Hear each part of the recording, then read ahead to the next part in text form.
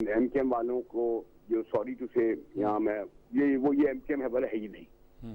ये जिस तरह ये आपके आदम इस्तेकाम पार्टी बनी है ना, इस तरह एक पार्टी बनाई गई है और ये दो और ये उधर परवेज खटक की भी पार्टियां बनाई जा रही हैं। लेकिन मैं बहुत ही बस एहतराम गेम प्लानर से ये कहूंगा कि आप जो जेन्युइन पार्टियों को तोड़कर जिस तरीके से पार्टियां बना रहे हैं, मतलब एमकेएम अल्ताफ हुसैन के साथ खत्म हो गई। आपको पता है सब आप तो उस्तादों के उस्ताद हैं कि आप पार्टियां फर्ज वाहिद की होती है। इमरान के बगैर पीटीआई है, भुट्टो के बगैर पीपल्स पार्टी है, शरीफ के बगैर पार्टी है। मुझे बताइए ना, अब आप कितने 40 साल से तो आप सियासत देख ही रहे हैं।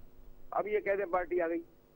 ये बनाई गई है पार्टियां, जब मुफ्त में खत्म हो जाती हैं।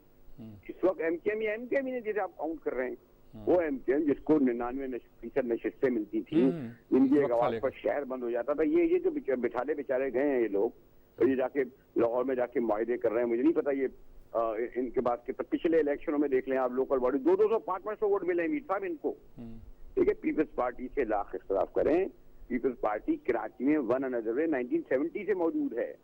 जब 5 नशिस्तें थी तो 2 नशिस्तें पीपल्स पार्टी ने जीती। और बात है कि वो लियारियो मजीद से जीतते हैं 7 में से 2 लेकिन मुजाहिद बेली साहब 7 में से 2 जीती, 7 में से 2 एमकेएम है ही नहीं इस वक्त। ये एमकेएम जिसका आप डिस्कस कर रहे हैं वो, और ये मियां साहब को भी यानी आप देखिए कि कोयटा में जाके बाप से अलायंस कर दिया, यहाँ के नून से कर दिया। ये कौन करवा रहा है इनसे? गेम प्लानर को सोचना चाहिए कि आपका बनाया हुआ सियासी मंजरनामा नहीं चलेगा। ये 1970 है ना 2002 है।